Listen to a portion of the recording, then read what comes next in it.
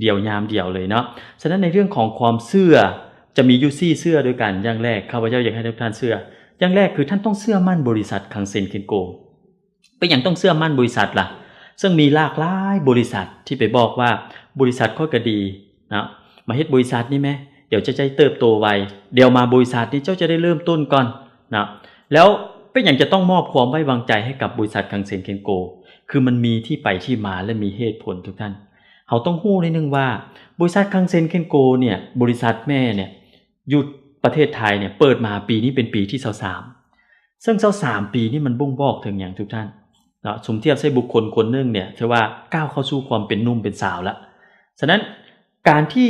อายุถึง23ปีนี่แสดงว่าพอรู้ความละแสดงว่าความมั่นคงเริ่มมีแล้ว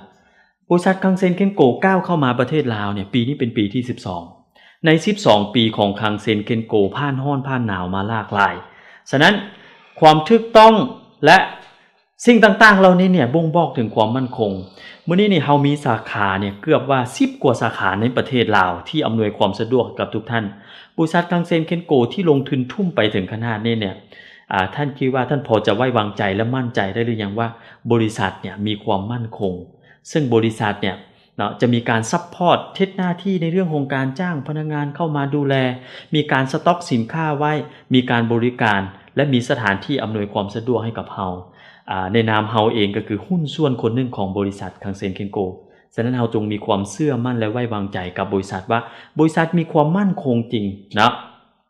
อย่างที่2เฮาต้องเชื่อมั่นทีมเป็นอย่างต้องเชื่อมั่นทีมล่ะมื้อนี้ข้าพเจ้าอยากให้ท่านรู้ว่าทีมของเฮาเนี่ยมีประสบการณ์มา10กว่าปีซึ่งเฮาใช้ชื่อทีมว่ากลุ่มแมสซีฟเนาะทีมของเฮาเนี่ยเป็นคนที่เปี่ยมล้นไปด้วยประสบการณ์แน่นอนล่ะข้าพเจ้าขอยกตัวอย่างว่าถ้ามีคน2คนที่เป็นโชเฟอร์มื้อนี้ท่านจะเดินทางไปนี่ไปหลวงพระบางเนี่ยยกตัวอย่างว่าท่านจะขึ้นรถคันใดระหว่างคันแรกเนี่ยโชเฟอร์หากระจบมาใหม่ๆเลยแล้วได้ใบขับขี่อยู่นะแต่คนที่2นี่ขับรถมา10ปีแล้วบ่มีใบขับขี่เลยถ้าเป็นท่านล่ะท่านจะไปกับรถคันใดแน่นอนข้าพเจ้าเชื่อว่าท่านต้องหาคนที่มีประสบการณ์มาประสบการณ์หมายถึงอย่างมันหมายถึงสิ่งที่เขาเคยผ่านมาผ่านร้อนผ่านหนาวเฮ็ดผิดเฮ็ดถูกมาแน่นอนเขาจะเก็บเกี่ยวเอาประสบการณ์ที่ดีๆโดยที่จะมานำใช้เพื่อให้เฮาตามมาเนี่ยเฮาบ่ต้องไปหลงทางเลยเฮาเพียงแต่ก๊อปปี้และนำเอาวิธีการดีๆแบบนี้เนาะไปนำไส้เลยเนาะให้ท่านก้าวไปสู่ความสำเร็จได้ไวเลยเนาะฉะนั้นท่านต้องเชื่อมั่นทีมของท่านเพราะว่าทีมของท่านเนี่ยจะนำพาท่านไปสู่ความสำเร็จได้เนี่ยถ้าท่านบ่มีความเชื่อมั่นและศรัทธาข้าพเจ้าขอยกตัวอย่างว่าถ้าท่านบ่เชื่อมั่นทีมเนี่ยท่านจะตามทีมบ่ถ้าท่านบ่เชื่อมั่นทีมท่านก็จะบ่เฮ็ดตามทีมแล้วที่สำคัญปุ๊บเนี่ยท่านก็จะบ่มีความไว้วางใจกับทีมแบบนี้เนี่ยแน่นอนท่านจะเฮ็ดเวียกลำบากแน่นอนถ้าท่านเฮ็ดเวียกคนเดียวนะแล้วอย่างที่3ท่านต้องเชื่อมั่นระบบเป็นอย่างต้องเชื่อมั่นระบบเพราะระบบคือการรวบรวมเอาประสบการณ์ทั้งหมดทั้งมวลเนาะของผู้ประสบผลสำเร็จหลากหลายคนเนี่ยเนาะย่อเข้ามาความสำเร็จจากการแทนที่ท่านจะไปลองผิดลองถูกใช้เวลาประมาณสัก10ปีอาจจะย่อเวลามาสัก2ปีนะเพราะระบบเนี่ยมันก็คือเครื่องมือตัวหนึ่งที่จะนำท่านไปสู่ความสำเร็จได้ไว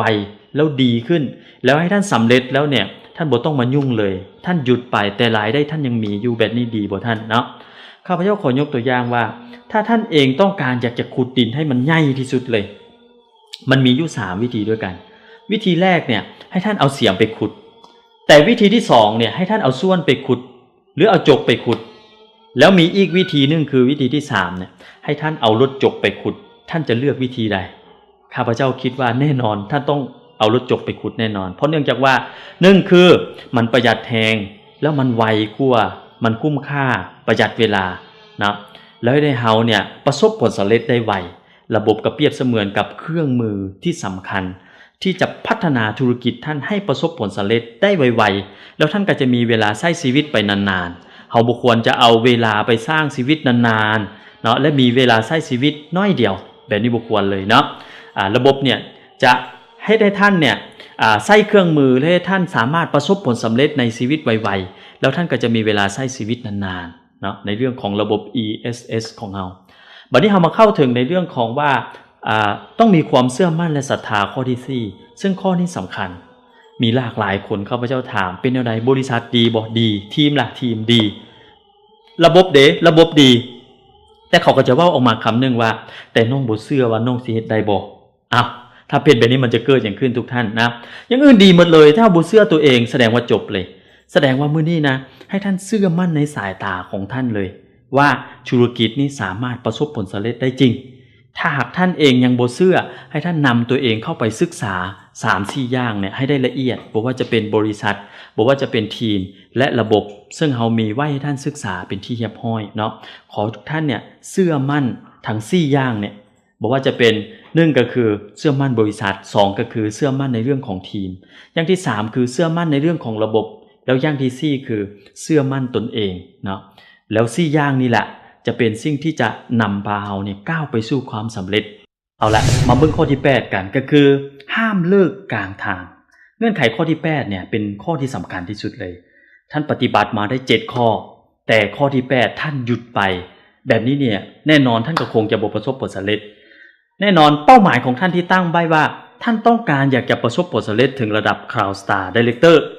แต่ว่าท่านไปถึงระดับ 10% แล้วท่านเลิกแบบนี้จะเป็นคราวได้บ่หรืออาจจะ เฮ็ดไปดีๆแล้วเป็น 14% แล้วเลิกจะเป็นคราวสตาร์ได้บ่มีทางทุกท่านฉะนั้นการเดินทางไปสู่เป้าหมายที่เอิ้นว่าเป็นเป้าหมายสูงสุดเนี่ยเฮาต้องเดินทางอย่างต่อเนื่องเฮาอาจจะมีบางครั้งบางคราวที่อาจจะหยุดพักสักช่วงนะแต่บ่ได้หมายความว่าหยุดพักไปนานเลยนะฉะนั้นการที่จะต้องลุกขึ้นมาเพื่อที่จะเดินทางต่อเนี่ยเป็นเรื่องที่สำคัญเนาะข้าพเจ้าขอยกตัวอย่างหน่อยนึงว่ามีผู้ชายคนนึงเนี่ยพอเราขี่รถกายผ่านไปฟิตเนสเราเห็นอีกคนนึงที่ย่างออกมาจากฟิตเนสเนี่ยห่างกายรูปร่างโอ้ทุกอย่างโอเคเบิ่งแล้วเหมือนเพอร์เฟคชายคนนี้ก็เลยมีความรู้สึกว่าเรามีความฝันอยากจะเป็นเหมือนกับอีกผู้ชายคนนั้นเลยแต่ท่านเชื่อบอกว่าพอหลังจากนั้นเนี่ยเราก็เลยเริ่มนำตัวเองเข้ากับฟิตเนสพอเข้าไปฟิตเนสระยะนึงปุ๊บแล้วนี่เราก็พยายามที่จะฝึกที่จะซ้อมช่วงแรกๆเนี่ยเราเองเนี่ยไปเข้าฟิตเนสแล้วเราเองก็ยกแรกๆเรายกได้ประมาณ10กิโลแล้วเราก็เพิ่มน้ำหนักขึ้นไปประมาณ20ช่วงแรกๆเนี่ยมีความรู้สึกว่าโอ้มันค่อนข้างไปได้ดีเราก็เลยมีความรู้สึกว่าเรารู้สึกเพลียเราก็เลยต้องหยุดไปสักช่วงนึงอย่างเช่นคือเราหยุดไปประมาณสักเดือนนึงเต็มๆเลยแต่ท่านเชื่อบอกว่าพอมาตามหลังปุ๊บเนี่ยเราไปยกขึ้นอีกเนี่ยจากการที่เราเคยยกได้20โลเนี่ยมันลดลงมา10โลความรู้สึกของเราจะมีความรู้สึกว่าอ้าวเป็นอย่าง20โลเราคือยกบ่ขึ้นนี่มันเกิดจากร่างกายของเราปรับตัวบ่ทันนั่นเองทุกท่านข้าพเจ้าขออยากให้ทุกท่านเนี่ยเข้าใจว่าธุรกิจเครือข่ายก็เหมือนกันการปรับตัวเองเข้ากับสภาพแวดล้อมเนี่ยมันเป็นเรื่องที่สำคัญแล้วมื้อนึงปุ๊บท่านเข้าใจว่าตอนนี้ท่านบ่พร้อมแล้วท่านจะไปเริ่มต้นพร้อมอีกช่วงนึงตอนนั้นเนี่ยมันอาจจะบ่พร้อมแล้วเพราะว่าความถนัดความชำนาญความพิถีพิถันของท่านจะบ่เหมือนเดิมแล้วมันเหมือนกับการที่ท่านจะต้องไปเริ่มต้นฝึกใหม่ซ้อมใหม่สุดท้ายมันจะให้ท่านก้าวซ่าไปนั่นเองฉะนั้นอย่าเลิกหรืออย่าหยุดกลางทางจงเดินทางอย่างต่อเนื่องเขาบอกว่าเส้นทางมื้อลี่เนี่ยมันต้องเริ่มต้นจากบาทก้าวแรกนะฉะนั้นถ้าเฮาใจถึงเนี่ยเขาบอกว่าถึงจะไกลมันก็ใกล้ถ้าใจบ่ถึงจะใกล้มันก็ไกลเท่าเดินทางไปแล้วเฮามุ่งมั่นเฮาตัดสินใจแล้วเฮาจะต้องบรรลุในเส้นทางเส้นนี้แน่นอนเนี่ยข้าพเจ้าอยากให้ทุกท่านเดินทางอย่างต่อเนื่องอย่าหยุดที่จะเดินทางจนกลัวท่านจะพอใจกับความสำเร็จของท่านขอให้ทุกท่านประสบผลสำเร็จในเงื่อนไข8ข้อเนาะถ้าท่านพลาดเงื่อนไข8ข้อนี้ไปเสื้อบอกว่าท่านจะไปลงมือ5ครั้ง10ครั้งถ้าท่านยอมรับเงื่อนไขแบบนี้บ่ได้นะท่านจะบ่สำเร็จอยู่ดีฉะนั้นถ้าท่านทำความเข้าใจกับ8เงื่อนไขนี้ได้แล้วท่านรู้จักว่าแต่ละข้อเนี่ยมันเปรียบเสมือนป้ายบอกทางให้กับท่านว่าทางนี้เป็นทางโค้งทางนี้เป็นทางที่จะต้องชันทางนี้เป็นทางยากเนาะมีบางคนบอกว่าทางโค้งเนี่ยเนาะเขาบอกว่าโค้งอันตรายถ้าโค้งอันตรายค่อยไปซื้อดีกว่าเป็นให้โค้งจะบ่แม่นเนาะฉะนั้นอยากให้ทุกท่านปฏิบัติตามทิศทางและเงื่อนไขแบบนี้ท่านจะบรรลุเป้าหมาย 100% ขอให้ทุกคนประสบผลสำเร็จนะโอกาสหน้าเจอกันขอทุกคนเป็นข่าวสตาร์ขอขอบใจ